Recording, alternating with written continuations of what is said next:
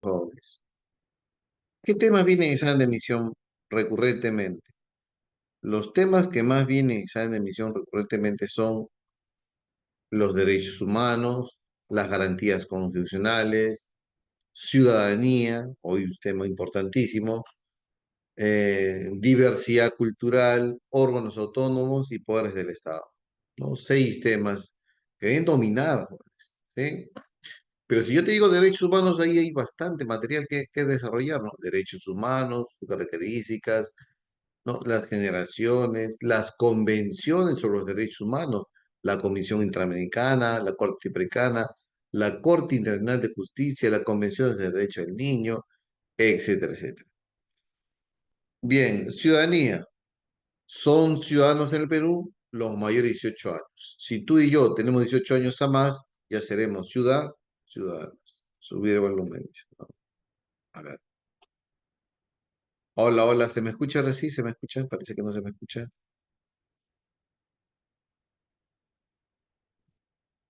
Sí, ¿no? Que le subí el volumen. Sí, ¿no? Ah, ya. Bien, jóvenes. Eso es. ¿Quiénes son ciudadanos? Los que tenemos 18 años a más. Pero para ejercer la ciudadanía hay que tener inscripción electoral. Para ejercer ciudadanía tenemos que tener inscripción electoral. Son ciudadanos los que cumplen 18 años. Pero para ejercer ciudadanía tenemos que tener inscripción electoral. ¿Ya? Bien. Profesor, ¿y qué implica inscripción electoral? Que la persona esté registrada en los registros civiles, que es el RENIEC. Es el RENIEC. Puede ser que tu primo vive en Loreto y tenga 30 años. Él es ciudadano, pero cuando nació no le inscribieron en RENIEC. Ni a sus 10, 20 años no le inscribieron en RENIEC.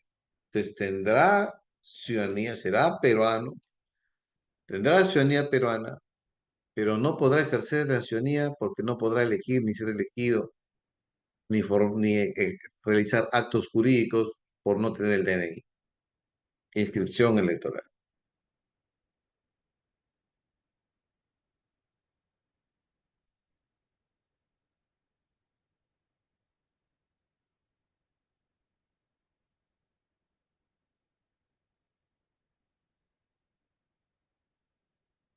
Bien, siguiente.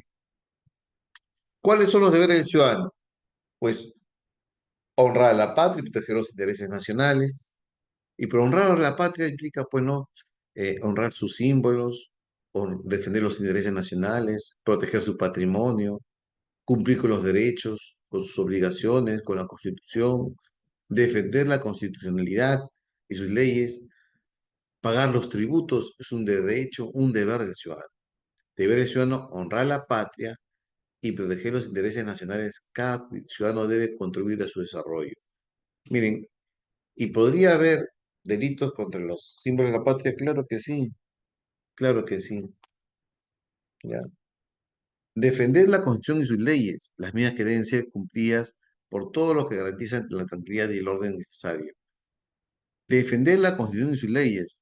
Pregunta, defender los intereses del presidente, acatar lo que diga el presidente en todo lo, así sea algo ilegal, no, no necesariamente, ¿no, profesor? Defender la constitucionalidad, la legalidad, eso es lo que dice que es un deber de ciudadano. Ahora, el ciudadano tiene un sentido de pertenencia. Cuando hablamos de la ciudadanía, es ese vínculo jurídico entre el Estado y la sociedad, entre el Estado y la persona. Entonces, la ciudadanía, al ser un vínculo jurídico entre el Estado y la persona, el Estado está reconociendo que esa persona de 18 años va a poder ejercer plenamente sus derechos como ciudadano, su capacidad de ejercicio. Puede elegir, puede ser elegido, puede realizar actos jurídicos como compra-venta, abrir una cuenta bancaria, una cuenta de ahorros, ¿no? Porque se supone que a partir de los 18 años el Estado reconoce a la persona que tiene una madurez cognitiva y que puede ejercer plenamente sus capacidades, sus capacidades. Entonces, como el Estado reconoce en esta persona que puede ejercer plenamente sus capacidades, el Estado va a buscar proteger eso, reconocer sus derechos como ciudadano, pero también va a exigir sus deberes. Ahora, el ciudadano formado, el ciudadano comprometido, va a tener sentido de pertenencia con la comunidad, con su sociedad, y va a estar inmerso en lo que pasa alrededor de él, ¿no? Lo que pasa en el Congreso, lo que aprueba el Ejecutivo, ¿no? Las leyes que se modifican. Está comprometido a alcanzar una sociedad más justa, más equilibrada, comprometido a una sociedad más solidaria. ¿No? Ese sentido de pertenencia es bueno. Entonces, hay una crítica se le hace, ¿no? Normalmente nosotros nos quejamos, ¿no? Los políticos son corruptos, profesor, ¿no? El Congreso no hace nada, pero nosotros somos unos ciudadanos pasivos, que vemos cómo están pasando las cosas, ¿no? Al menos el día de las elecciones antes de las elecciones debemos informarnos sobre los partidos, sobre sus propuestas, su plan de gobierno, la hoja de vida de los políticos, para no elegir indeseables. Eso forma parte de la ciudadanía también, porque las decisiones que toman ellos, los políticos, afectan nuestra vida. Y nosotros como ciudadanos tenemos todo el derecho a, a incidir en esas políticas públicas mediante el derecho al voto, mediante el derecho a la participación ciudadana, mediante el derecho al control ciudadano. Siguiente. Bien. Entonces, dentro del derecho de la participación ciudadana, tenemos derecho al voto.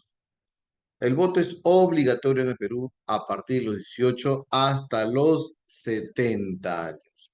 Entonces, si tú miras la pregunta número uno, la abuelita de Coco es una de las más entusiastas para la familia para votar. Dice, no, el voto es obligatorio a partir de los 18 hasta los 70 años.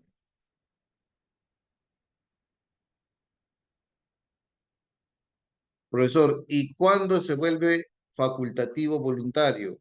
Más de los 70 años. A partir de los 71 años, ya el voto es facultativo. El voto es un derecho a la participación ciudadana. El voto es personal, igual, libre, secreto y obligatorio. Es personal porque no se puede suplantar, no se puede delegar responsabilidad a un tercero para que vote por mí. Es igual un ciudadano un voto, así sea de las alturas o de la Lima, Cosmópolis, la ciudad del centro de Lima, el voto es igual. ¿Está bien? Tanto un voto de una persona de un pueblo originario, de un ciudadano de la población originaria, como de un limeño es igual. Del rico y el pobre el voto es igual. Libre, que el ciudadano elijamos por quién más nos parece votar. No se puede condicionar el derecho al voto. El voto es secreto. Nadie nos puede conminar a decir por quién voté. Y obligatorio a partir de los 18 hasta los 70 años. Ahora, ¿se puede ejercer la ciudadanía ante los 70? Sí, profesor. Sí se puede ejercer la ciudadanía ante los 70. Ante los 18 años. Perdón, ante los 18 años.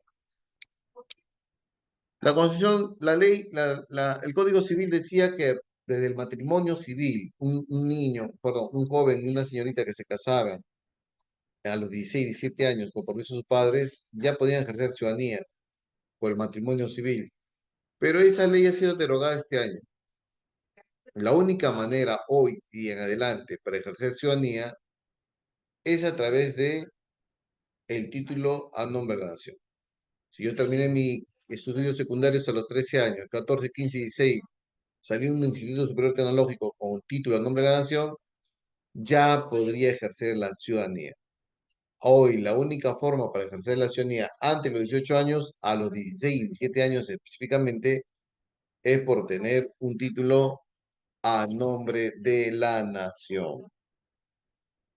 Y ustedes lo llaman ellos los emancipados, ¿no? Así es, los emancipados.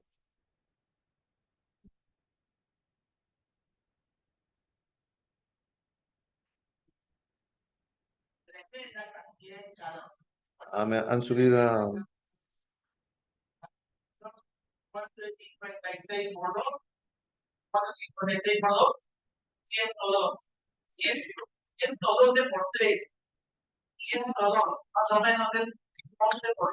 El matrimonio se anuló ya. Me han subido un PPT ahí, el matrimonio se anuló. ¿Sí?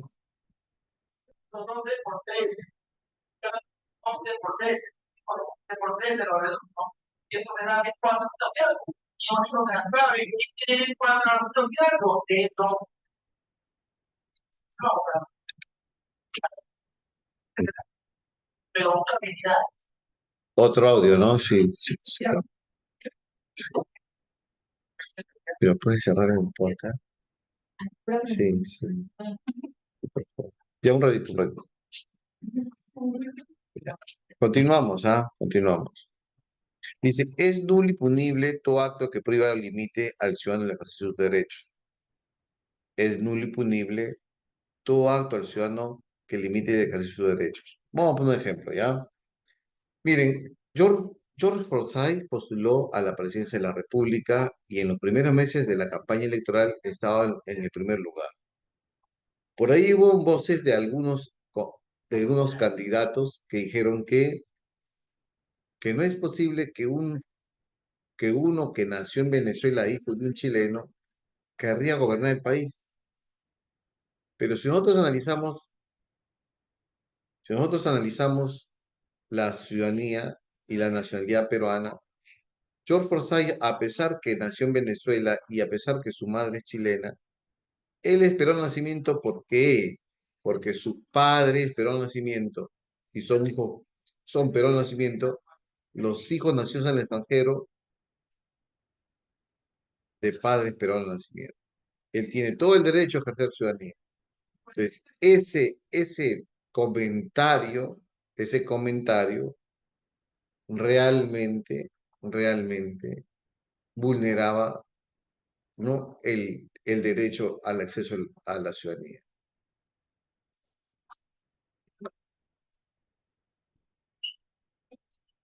¿Sí? ¿Sí? ¿Se entendió? Bien, otra pregunta de examen de admisión.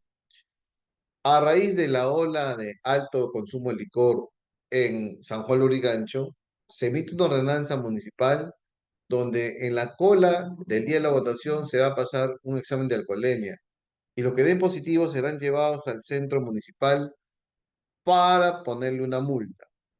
Pregunto, pasar, dar positivo un examen de alcoholemia implica que yo me tomo un vaso de cerveza, un vaso de vino, una copa de vino, pero eso no implica que yo esté completamente fuera de mis cabales, pues.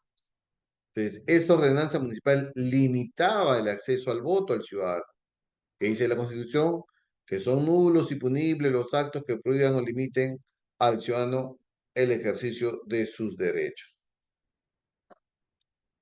Ya, muy bien. Siguiente. Artículo 33 de la Constitución. Suspensión temporal de la ciudadanía. La ciudadanía se va a suspender por 3 motivos. Uno, la interdicción. Dos, la pena privativa de la libertad. Y tres, la inhabilitación de los derechos políticos. La ciudadanía se suspende por 3 motivos. ¿Cuáles son? La interdicción. ¿Qué es la interdicción? La interdicción civil o la interdicción judicial es cuando el juez sentencia a una persona que no es capaz de ejercer plenamente sus derechos como ciudadano. No es capaz de ejercer plenamente. ¿Y por qué no es capaz? Porque está pasando por una temporalmente o ya permanentemente por una incapacidad, que generalmente esa incapacidad es cognitiva, ¿no? Entonces, esta intervención judicial lo solicita el familiar directo ante el Poder Judicial. Yo tengo a mi papá que está sufriendo demencia senil, pero él es dueño de una fábrica, de una empresa o tiene patrimonio. Y para salvaguardar los intereses de la familia, hacemos una demanda de intervención judicial, los familiares directos. Si no son familiares directos, como de repente yo tengo un socio que tiene demencia senil, ya, y parte de mi patrimonio está peligrando porque él es socio mío de la empresa. Entonces yo no soy familiar directo, entonces te presentaría la denuncia ante el Ministerio Público. Entonces, en la solicitud de interdicción lo hace el familiar directo o lo hace el Ministerio Público al Poder Judicial. ¿Ya? ¿Se entendió, Jorge? ¿Se entendió esa partecita? Ya. Eso es porque se ha venido pregunta de Fred, jóvenes, ¿ah? Si eres familiar directo, hijo, hermano, Juan, Poder Judicial. Si no, presentar la denuncia ante el Ministerio Público. Bien, ahora, el proceso de interdicción va a ser que el juez, a través de un especialista, diga, a ver, tomen un examen de un examen psicológico, un examen toxicológico, etcétera, etcétera. Por decir al contador público colegiado, al perito, a ver, de su patrimonio que heredó, ¿cuánto le queda? Por favor, puede ser un peritaje sobre eso, una auditoría sobre eso, para determinar si realmente es un despilfarrador, es un pródigo o incurre en mala gestión. Entonces, ¿a quién se le puede declarar interdicción judicial o civil? Al pródigo, despilfarra la herencia, a los que cuidan mala gestión, esto es mucho más que el pródigo, a los ebrios habituales, a los toxicómanos, al que sufre de deterioro mental, retardo mental, incluso a los que carecen de discernimiento se le puede, ¿no?, declarar la interdicción judicial. Y si te das cuenta, generalmente es por alguna, ¿no?, por un desequilibrio o alguna afectación psicológica. Pero si yo no tengo un brazo, ¿podrían declararme una interdicción civil? No, porque estoy plenamente en mis capacidades. ¿Ya? Los familiares presentan la interdicción ante el ministerio, ante el Poder Judicial. Los familiares presentan la interdicción ante el Poder Judicial.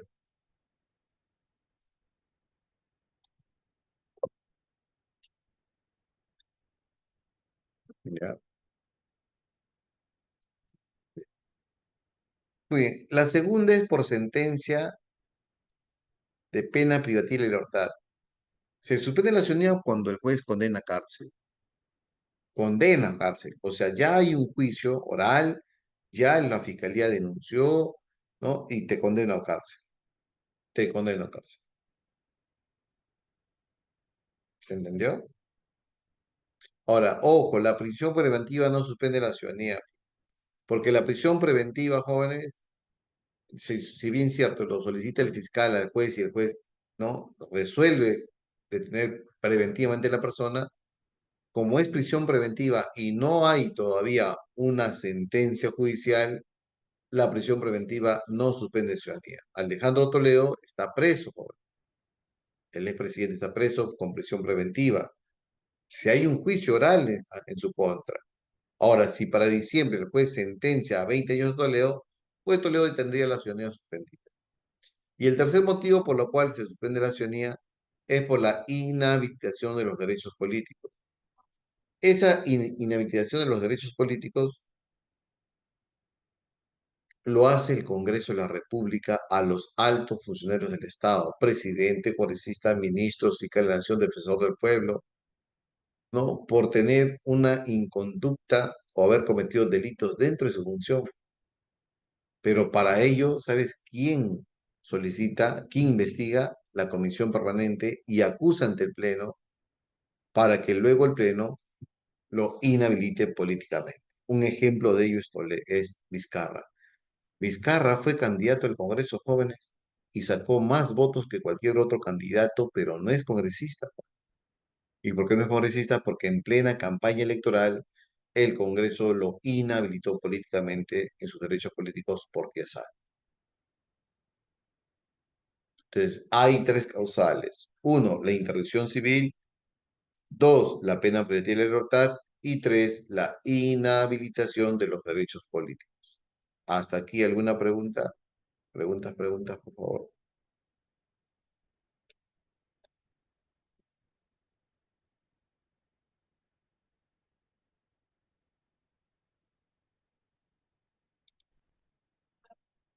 Bien, a ver, pregunta del último pre. Lo ultimite pres, mira, marquen a ver. Habla de interdicción judicial, ¿no? La instrucción civil. Respecto a lo anterior, identifique los enunciados ante la demanda. A ver, dice así. La demanda será presentada inicialmente ante el juzgado especializado mixto. Claro, porque pedimos al Poder Judicial. Sí. Las personas que tienen únicamente discapacidad motora también pueden ser interdictos. No, pues. La discapacidad motora, por ejemplo, yo soy coquito. O de repente yo no tengo tuve polio y camino con dificultad. Pero mi capacidad cognitiva está bien. No, no. Se necesita presentar un informe médico para los que incurren en mala gestión. Pues en mala gestión es patrimonio, ¿no? Mala gestión es el que la persona que no sabe administrar patrimonio. En todo caso, es un informe peritaje o contable, ¿no? Pero un informe médico se pediría al toxicómano que hace un consumo de drogas, al alcohólico que hace un consumo desmedido de alcohol. Entonces, no, no. ¿El juez puede nombrar un curador? Claro que sí. ¿Quién es el curador? El representante legal de quién? Del mayor de edad que tiene incapacidad. Así es, ¿no? Sería entonces eso, ¿no? 1 y 4. 1 y 4. ¿Ya? ¿Está bien? Pues más o menos así vendría un examen de admisión. Bien, artículo 34. Los miembros de las Fuerzas Armadas y la Policía Nacional del Perú pueden votar. Sí pueden votar. Sí tienen derecho al voto. Pero lo que no pueden hacer es proselitismo político. ¿Y qué es proselitismo político? Que no pueden hacer actividad política. No pueden ser candidatos. Y si quieren ser candidatos, tienen que renunciar 6 meses antes. No pueden ser proselitismo político. O sea, yo soy policía y acá el domingo voy a levantar la fuerza, la bandera, por ejemplo, ¿no? Roja y blanca, y dice, vote por el APRA. No, prohibidos. Si bien cierto, de manera individual pueden votar, no pueden ser elegidos porque tendrían que pedir su renuncia baja 6 meses antes de la elección. ¿Ya? Bien. ¿Qué es un curador? Un curador sería así. De repente todos somos familia y papá es drogo. Drogo, ¿saben qué es drogo? Pues drogadicto, ciudadano. Muy bien. Papá está vendiendo las cosas de la casa. Nos ha dejado sin cocina. Estamos cocinando en ley. ¿Qué podemos hacer? Presentar ante el Poder Judicial una interdicción civil para que el Poder Judicial declare interdicto, se le suspenda la ciudadanía. Entonces, cosa que si papá quiere vender la casa, no podrá hacerlo. ¿Por qué? Porque sus actos jurídicos serían nulos. Pues, actos jurídicos serían pues contratos, compras, ventas, nulos. Profesor, entonces, ¿quién va a administrar la empresa, el taller, la panadería? Si papá es dueño de eso, pues el curador. Y el curador puede ser tú, como hermano mayor, un familiar, un especialista, si la empresa es más grande, ¿no? Entonces, ¿qué es el curador? El representante legal del mayor de edad. Es el que va a administrar el patrimonio. ¿Ya? Bien, siguiente. Bien, hemos visto que las Fuerzas Armadas y Policía Nacional sí votan, pero no pueden hacer actos proselitistas. Bien. Nosotros los ciudadanos tenemos derechos a la participación ciudadana y al control ciudadano. Bien, derecho a la participación ciudadana, el derecho al voto, el derecho a la reforma constitucional, a la formación de leyes, iniciativa de las ordenanzas regionales y municipales y el referéndum. ¿Qué es el derecho a participación ciudadana? El derecho de incidir de manera particular o colectiva en las políticas públicas que se adopten en el gobierno. Porque esas políticas públicas y esas normas que se adoptan en el gobierno repercuten en nuestras vidas. Es un derecho de participación ciudadana, es que nosotros los ciudadanos comprometidos con una sociedad más justa, comprometidos por tener ese sentido de pertenencia a la sociedad, ¿no? Nosotros participamos activamente sobre, ¿no? sobre las políticas públicas que se van adoptando en el gobierno.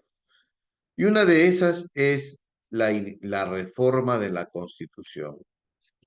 Podemos presentar proyectos de reforma constitucional, jóvenes, ante el Congreso de la República, pero tenemos que acompañar con firmas. ¿Cuántas firmas? El 0,3% de la población electoral nacional. Esas firmas son fiscalizadas por RENIEC y luego daría en trámite nuestro proyecto al Congreso y el Congreso, ¿no? podría dictaminarlo, podría elevarlo al Pleno para su debate, etcétera, etcétera.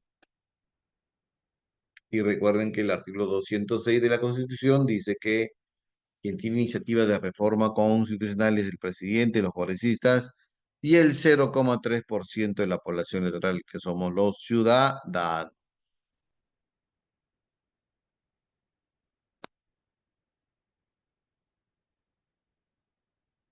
Es iniciativa, pues. De repente nunca llega a ser reforma. ¿Ya? Siguiente, iniciativa de formación de leyes. Nosotros podemos presentar proyectos de ley al Congreso y también ordenanzas a nuestro Consejo Municipal. Pero ¿cuántas firmas se requiere? El 0,3% de la población electoral nacional. Pero, ¿qué es el cero? ¿Qué es la población electoral? El número de ciudadanos aptos para votar en el Perú. Son 27 millones, dice. 26 millones somos, un poquito más ya. Más de 26 millones estamos aptos para votar.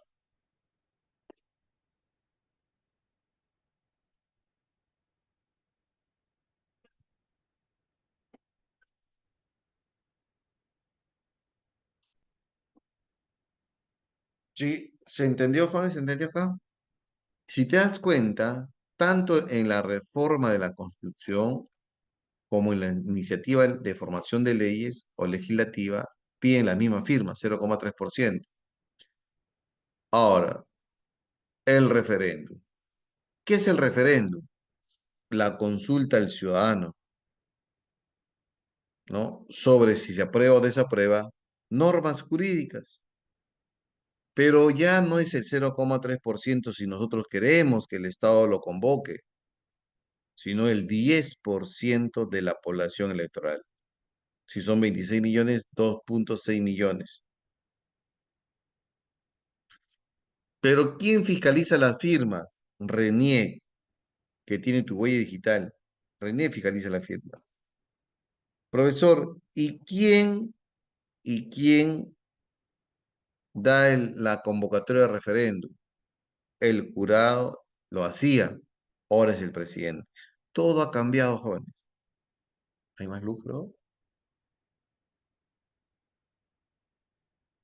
¿Sí? Ya. Entonces, 10% de firmas de la población electoral. La consulta será válida cuando sea aprobada por más del 30% del número total de votantes. Ahora, la ley que está aquí es...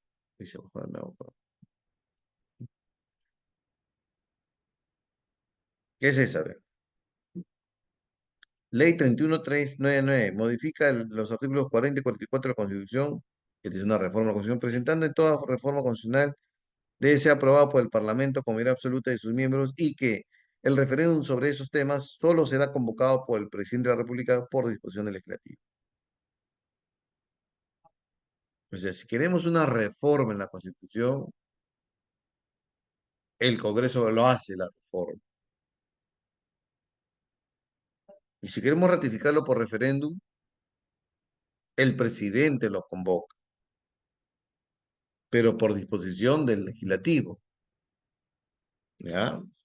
Es una reforma de hace 2 años ya. Muy bien. Entonces ya tenemos la participación.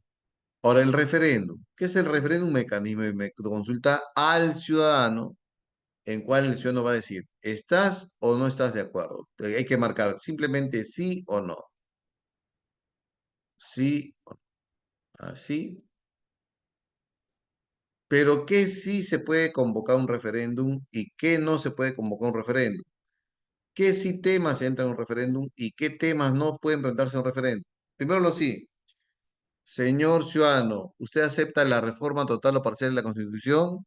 Señor ciudadano, ¿usted acepta las ordenanzas municipales de tal distrito, de tal provincia? Porque la ordenanza tiene rango legal, pues, ¿no? Y las normas de rango legal sí son sometidas a referéndum.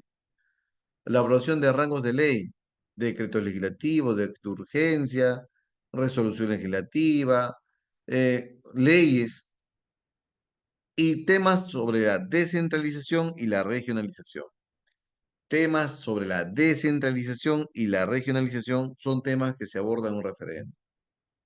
Reforma total o parcial de la Constitución, aprobación de leyes y temas sobre la regionalización y la descentralización son temas de un referéndum. ¿Qué no pueden ser tocados en un referéndum? La disminución de los derechos fundamentales, normas de carácter tributario, normas de carácter presupuestario y los tratados internacionales que están en vigencia. Eso no pueden ser sometidos a referéndum. Los tratados internacionales que están en vigencia ya no se pueden someter a referéndum. Tenemos un TLC con Chile y con China. Y por más que el TLC con China nos ha afectado porque hizo quebrar a Gamarra, etcétera, etcétera, no podemos hacer que eso se consulte en un referéndum si queremos o no el tratado porque ya está en vigencia.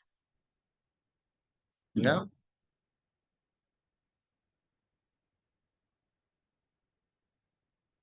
¿Se entendió? ¿Sí? Ahora, ahora vamos a hacer el control ciudadano.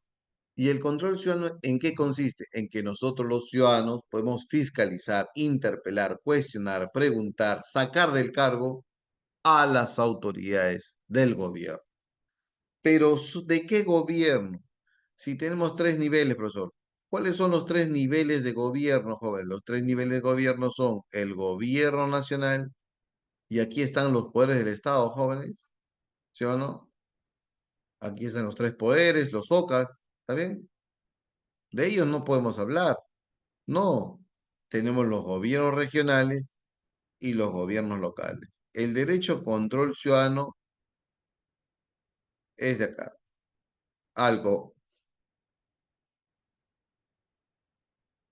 al gobierno regional y al gobierno local.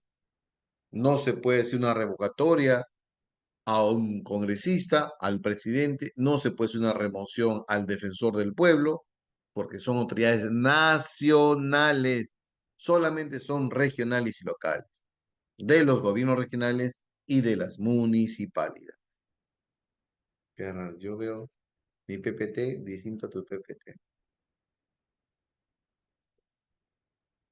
¿Ves? Debe ser por el color de la pantalla, ¿no?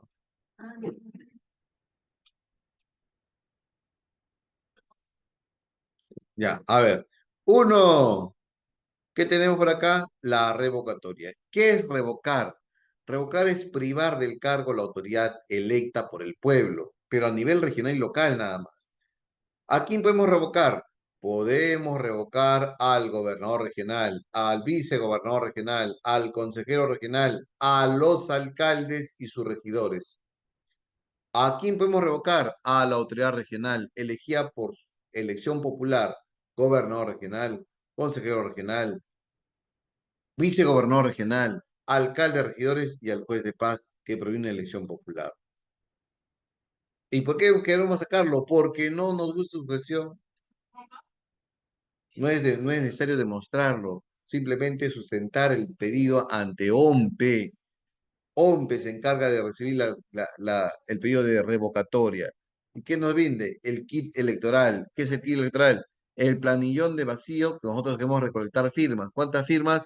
El 25% de firmas de la población electoral de la región, del distrito, de la zona.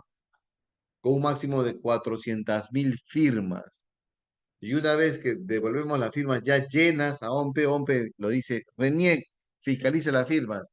Y una vez que RENIEC fiscaliza las firmas, jurado convoca al día domingo a la revocatoria.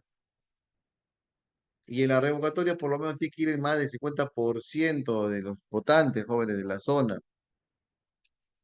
Y debe ganar mayoría absoluta, más del 50%, para que la autoridad se vaya. ¿Sí? Bien.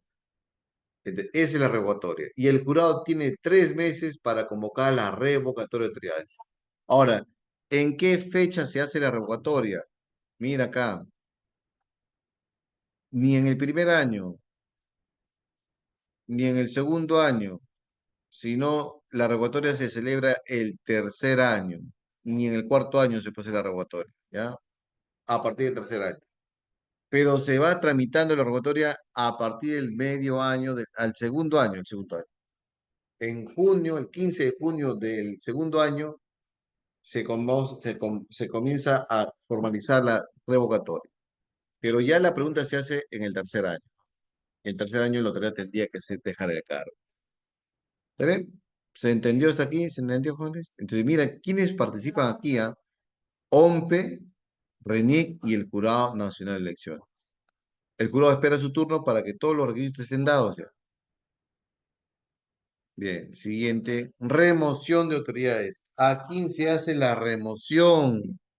A la autoridad designada por otra autoridad superior a nivel regional y local, distrital o provincial. O sea, remoción, ¿qué implica, Juan? La remoción implica que nosotros, los ciudadanos,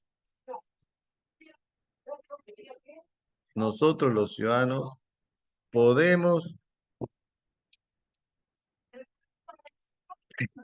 nosotros los ciudadanos, podemos sacar a la autoridad designada por una autoridad superior, pero a nivel regional y local nada más. Podemos sacar, por ejemplo, al gerente de salud de la región Arequipa. Podemos sacar al gerente municipal de Surco. Podemos sacar al director de un hospital público. Podemos sacar al director de un colegio público mediante la remoción de autoridades. A la remoción. ¿Sí? Pero para ella, ¿cuántas firmas se nos pide? Más del 50% de firmas de la jurisdicción. Más del 50% de firmas. Y con esa firma basta, Juan. Por ejemplo, queremos sacar al gerente municipal de San Juan Lurigancho.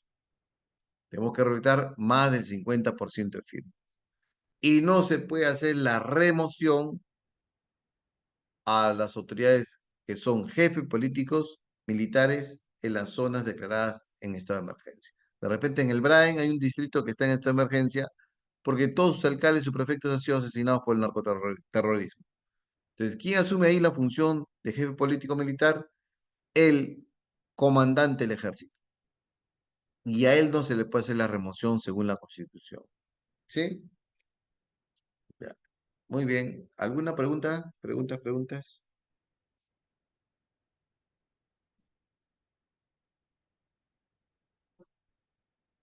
Derechos, repita, derechos políticos.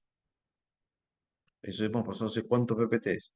Bien, Vizcarra, cuando fue vacado, ¿no? Dejó de ser presidente, se convocó a nueva elección presidencial, ¿no? Por Sagasti, presidente Sagasti. En ese tiempo, Vizcarra se presenta, presidente constitucional al Congreso de la República, hizo campaña electoral, sacó más de 100.000 votos preferenciales, pero no juramentó como congresista. ¿Y por qué? Porque en plena campaña electoral, la Comisión Permanente del Congreso lo acusó ante el Pleno por las vacunas, que supuestamente la había vacunado, se había vacunado, más de 200 personas se habían vacunado entre sus ministros. ¿Qué hizo el Congreso de la República? Inhabilitó políticamente a quienes.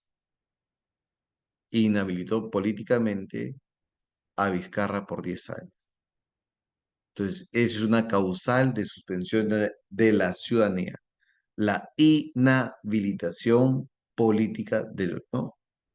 de los derechos o la individualización de los derechos políticos por parte del Congreso. Muy bien. Siguiente. La demanda de rendición de cuentas.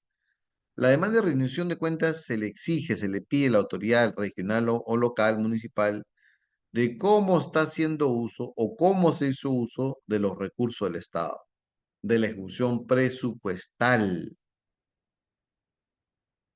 y el uso de los recursos propios de la municipalidad. Entonces, por ejemplo, tenemos una carretera asfaltada de 10 kilómetros, pequeña la carretera, ejecutada por la Municipalidad Provincial de Yauyos. Y por ahí, ¿no? Vecinos, ciudadanos preocupados por ese sentido de pertenencia de su región, provincia, y conocedores de los costos de la carretera, deciden juntar firmas para que el alcalde, para que el gobernador nos diga, nos sustente de cómo se gastó los 20 millones de soles en esa obra pública.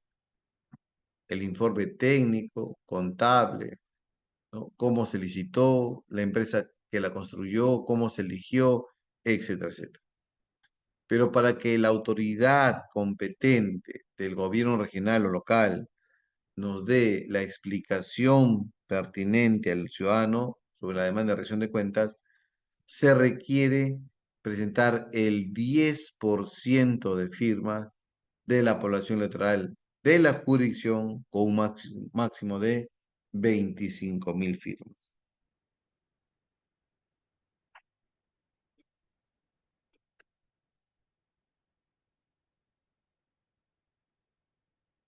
¿Se entendió?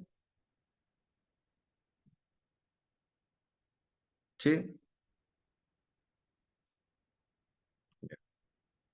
Entonces, es una forma, pues, donde nosotros los ciudadanos debemos estar comprometidos, ¿no? Por ejemplo, dice que se ha hecho una licitación pública en la Municipalidad de Lima para comprar motos para los serenazgos, ¿no? En la gestión del alcalde Porquis.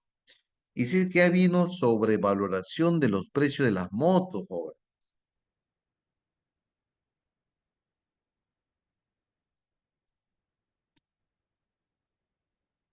Entonces, ¿qué pasaría si la municipalidad igual compra las motos? Ah, entonces hacemos una demanda de rendición de cuentas. Otra forma de participación ciudadana, ¿cuánto nos falta? Es el presupuesto participativo. Asumir. Y el presupuesto participativo es un instrumento de política de gestión donde los vecinos debidamente representados podemos presentar proyectos de gasto público, ¿no? Escaleras, piscinas, cancha de fulbito, teatros, ¿no? Etcétera, etcétera. Presupuesto participativo. Y la consulta previa, que tiene un sustento en el convenio 169 de la OIT, nos habla que las comunidades campesinas y nativas tienen todo el derecho a ser consultados sobre cualquier acto que se apruebe en el Estado que pueda modificar o pueda alterar su patrimonio y su identidad cultural. Patrimonio, sus tierras. El artículo 89 de la Constitución dice que las tierras de las comunidades campesinas y nativas tienen carácter de imprescriptibilidad. Implica ello que son herederos, ¿no? Pase con el tiempo a través del tiempo. Que su patrimonio no caduca en el tiempo. Van a heredar, heredar y heredar. Entonces, cualquier acto que ponga en cambio su patrimonio o su identidad cultural tiene derecho a la consulta previa. Bien, jóvenes, el tiempo nos ganó. Voy a dar claves, jóvenes, ¿ya? Uno, dedo. Dos, si alguien es condenado por traición a la patria, terrorismo u otros delitos graves especificados por la ley peruana, puede enfrentar la suspensión de sus derechos ciudadanos, incluido el derecho al voto. Bien, ¿qué marcamos acá? Los derechos ciudadanos en el país pueden ser suspendidos, en este caso, ya, suspensión de la ciudadanía por tres motivos, ¿no? Y sería avión, ¿no? La inhabilitación de los derechos políticos. Dos, avión. Tres, Tenemos a Mario, Rafael y Rosa. Mario es un adulto de 40 años, de niño sufrió una enfermedad que le ha dejado con una disfunción muscular que le dificulta caminar, pero no tiene limitación cognitiva. Entonces, Mario puede ejercer ciudadanía plena. En cambio, Rafael y Rosa, sí, Rafael alcohólico y Rosa es una apostadora. Entonces, a Rafael y Rosa sí se le puede hacer la interdicción judicial o civil, pero la respuesta correcta de la 3 sería avión. 4. La suspensión de la ciudadanía implica, entre otros derechos. Bien, marquemos suspensión de ciudadanía. Juan está condenado a cárcel, ¿sí? Roberto también. El ex ministro de Educación, se le puede inhabilitar su ciudadanía por el Congreso, inhibición de los derechos políticos por el Congreso, y Carmen Apostadora también. Dedo. 5, avión. 6. ¿Cuál es el derecho de los pueblos aborígenes, indígenas y originarios? La consulta previa, ¿no? 6, dedo. 7. Para que se acredite la demanda de rendición de cuentas, se requiere que se solicite cuando menos el 10% con un máximo de 25.000 firmas, ¿no? 7, casa. 8, la revocatoria consiste en un proceso de elección en el cual el ciudadano participa directamente con su voto para separar de sus cargos a las autoridades más regionales, municipales, provinciales, distritales, etc. Marcar verdadero o falso. Si es revocatoria 25%, verdadero. RENIEC fiscaliza las firmas, verdadero. El proceso de pedido se hace ante OMPE, verdadero. Y el jurado convoca elecciones, sí, verdadero. Clave, dedo. 9. El referéndum es un derecho de los ciudadanos que pueden pronunciarse sobre la Constitución o temas normativos. Puede ser, proceder en los siguientes casos: reforma total o parcial de la Constitución, verdadero. Aprobación de leyes, verdadero. Desaprobación de leyes, verdadero. Y materia de descentralización y regionalización, verdadero. Ecuador. La 10, la ciudadanía se adquiere, dice. Ahora, ¿cuándo se suspende la ciudadanía? A ver, la 1, falso. ¿Por qué? Porque si, ¿cómo van a ser incapaces de ejercer sus derechos fundamentales? Lo que va a hacer es, la suspensión de la ciudadanía se refiere a qué cosa? A que la persona ya no podrá administrar el patrimonio, pero sí puede ser beneficiarse de ese patrimonio, ¿no? Falso, verdadero, falso, verdadero. Peso. Catrín, muchos vecinos se encuentran de acuerdo en la labor que desempeña el alcalde del distrito de una provincia del país. Por ello, luego de revisar la Constitución, pueden estar pensando en hacer la revocatoria. Y la revocatoria no se hace ni en el primero, ni en el segundo año, ni en el último año, sino en el tercer año. Y la 12,